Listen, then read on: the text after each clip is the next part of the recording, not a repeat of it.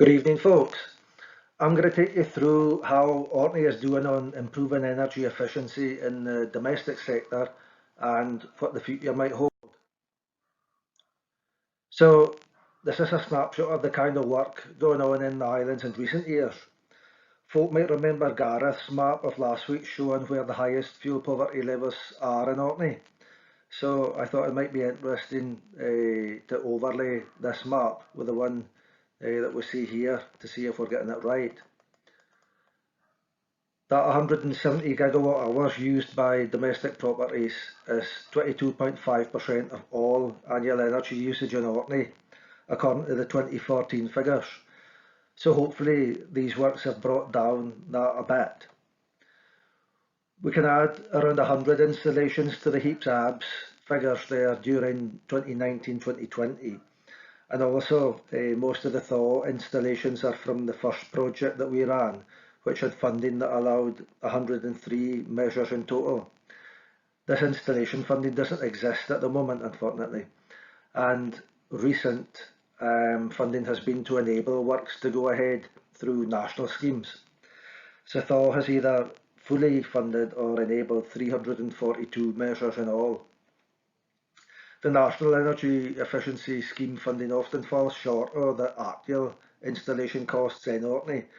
There's less opportunity for economies of scale, there's more detached properties, there's older properties, island to island transportation, accommodation, etc. that you wouldn't face on mainland Scotland. Client contribution for national energy efficiency programmes often makes works unaffordable for households.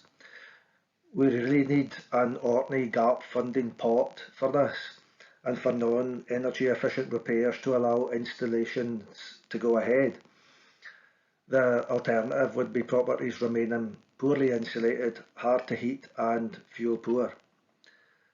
Qualifying households sometimes turn down recommended measures that are seen as intrusive or disruptive, for example internal wall insulation or solid floor insulation. This is arguably putting off work until mandatory targets come in and making it more costly. Um, Here's an example of the electricity price rises that we see over the same period as the energy efficiency works that we've looked at. The increase is eye-watering, criminal even. Total heating, total control is just one tariff, obviously, but an important one in Orkney and across the north of Scotland, with approximately 72,000 total heating, total control customers in this area. A high enough number, but only 3% of Scottish households. Perhaps for that reason, finding a tariff that folk can easily switch to from THTC, which is due to come to an end in March 2023 when the radio teleswitch signal is switched off, is exercising the minds of frontline energy efficiency workers across the Highlands and Islands as we head into another winter. And you can see the fuel poverty figures for Orkney there during the same period. Although the new fuel poverty definition has reduced the percentage of households in fuel poverty by nearly half, from 57% to 30%, the extreme fuel poverty, having to spend over 20% of income to heat homes adequately, only came down 1% from 23% to 22%. These Scottish House Condition Survey figures that you see are from a small sample, and thaw figures show 29% of clients would need to spend over 40% of income to heat their homes to an adequate level. They won't do this, of course. They'll underheat and live in cold, damp homes. You can see then that there's lots still to do to achieve low carbon, affordable warmth for all. A quick look at the energy efficiency targets across housing sectors and showing the proportion of Orkney housing stock that these account for. Private rented sector, you can see there that the EPC Band E should have come in for the change of tenancy from April this year, but the COVID-19 situations delayed that. There's also proposals for a requirement for rental properties to reach EPC Band C by 2030, where technically feasible and cost effective to do so. the social rented sector, the council and the housing association are coming to the end of each one, with each two following on with an aspirational target of maximising properties achieving Band B rather than a mandatory one. A ballpark figure calculated in late 2018 for upgrading around 450 OHAL properties to meet this target by installing solar PV and batteries was 3.6 million before VAT, or an average of over £8,000 per property. Each one averaged around £4,600 per property, so there's a significant increase in cost to meet this new target. And we as landlords can only make income from rent, which presents a major funding issue, i.e. where's the money going to come from? The owner-occupiers you see there, 75% of Orkney stock, the big one. There would be two potential points at which this EPC Band C, if it comes in by 2024, would need to be applied, at point of sale or at point of major renovation. These targets need to be considered against current EPC ratings in Orkney. 10% of owner-occupied properties are currently at Band B or C. 24% of social rented properties are currently at Band B or C. There's no figure for the private rented sector, but it's unlikely to be better than the figure for owner-occupied properties. 11% of Orkney properties overall then are at Band B or C. At the lower end, 19% of owner-occupied properties in the county are Band F or G. There's no figure for the other tenures, but there should be no social rented homes at that level after December 2020. But the overall figure for Orkney is 16% of properties at Bands F or G. So a quick look at the potential post-COVID picture, although we're still somewhere in the middle of that, I guess. A ramping up of spending on energy efficiency is seen as a win-win to provide employment opportunities and to meet climate targets. An Energy Efficient Scotland webinar that I attended in May included impacts on COVID-19 and suggested that the Energy Efficient Scotland programme, which has a 20-year timescale, could be a potential cornerstone of Scotland's recovery. This is based on the fact that the Scotland's Advisory Group on Economic Recovery is looking at fulfilling the fairer, greener and more equal society aims of the Scottish Government. The suggestion was that resultant energy savings would see increased household spending that would be equivalent to a boost in GDP of £7.8 million. Furthermore, it was suggested that 6,000 sustained full-time jobs in Scotland, a proportion of them in Orkney obviously, and of course the work would help meet legally binding climate targets. Thanks for your time, and I hope that was a help in understanding some of the issues we face.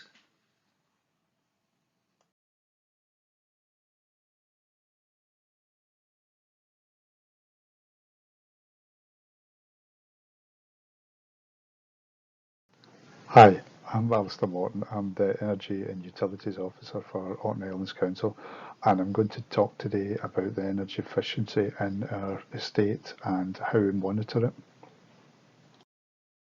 Orkney Islands Council have dozens of properties where, although the building is perfectly good for its function, have very low energy efficiency levels.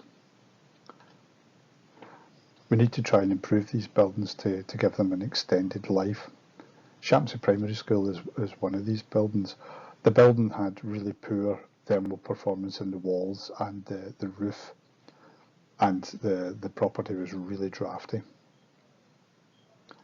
We installed an insulation layer on the external walls around the parapet and then across all the flat roofs and down the other side. This made an insulating shell around the building. The insulating shell improved the thermal performance of the elements, but it also improved the airtightness of the building as a whole. With increased air tightness, we have to be very careful of our ventilation. The classrooms are all on the outside wall of the school, so they've got openable windows and rely on natural ventilation. But the internal spaces needed to be ventilated properly too, so we've installed mechanical ventilation with heat recovery. The heat recovery takes the energy out of the exhaust air and puts it into the fresh air that's coming into the building, so we're recovering almost all of the energy. As a result of the improved ventilation and the external insulation, the oil use on this property reduced by over 54%, which was a great improvement. This is a picture of the building after the insulation was applied. The windows had been previously replaced a few years back, so they were just maintained. We installed a new boiler plant to provide a far more efficient boiler installation. The old one was the age of the school and was at the end of its working days.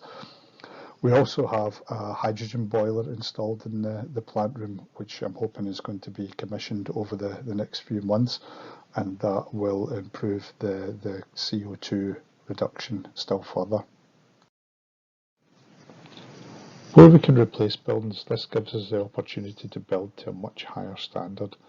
We've recently replaced the old St Peter's care home in Stromness with the new Harnavaux House 40-bed care home. The fabric losses in this building are significantly reduced on the old property, but they're also significantly better than the requirements of the current technical standards.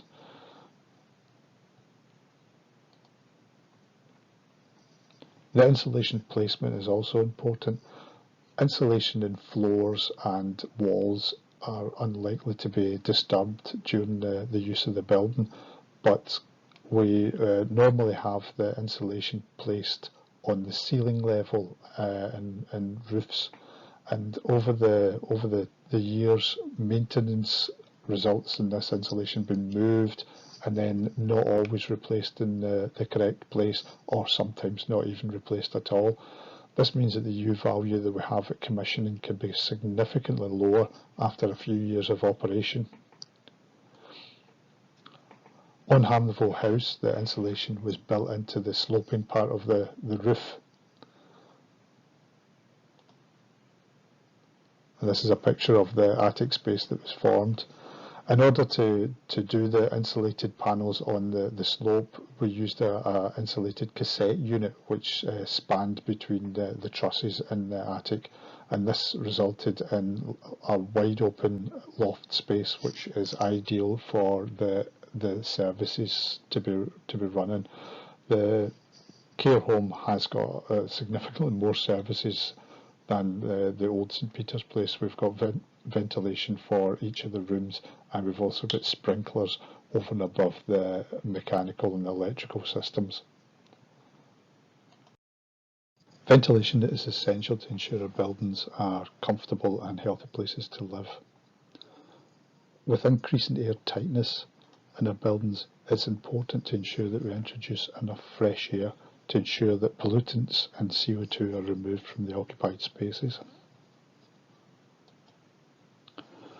Openable windows allow the building users to set ventilation levels as they like. However, natural ventilation can easily result in excess air movement, causing discomfort for the building users. Natural ventilation also requires additional heat to replace the warm air that's lost.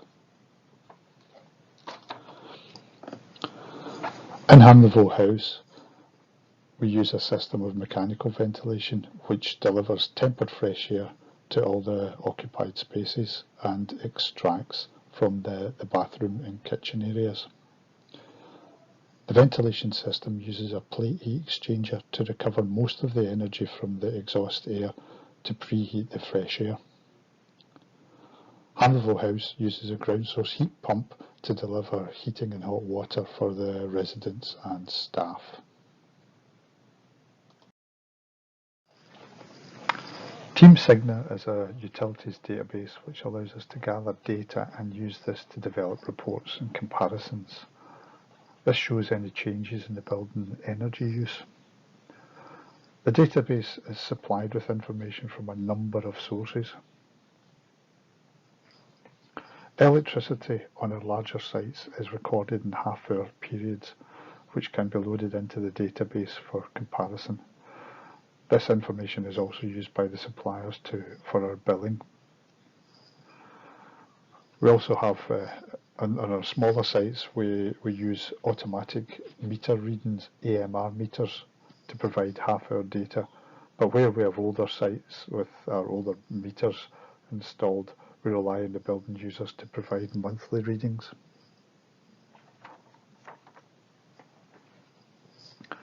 Heating oil is measured by oil meters mounted on the boiler plant.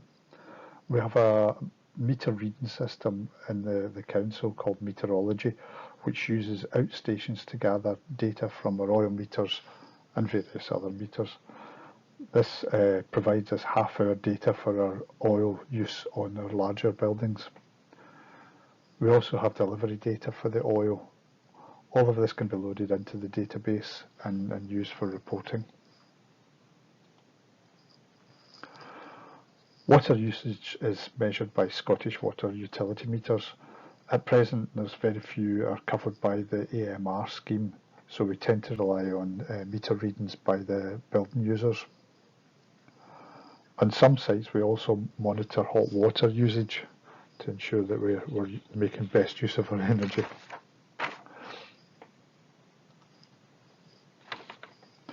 At present, the data collected is used to develop reports on last month or last quarter periods.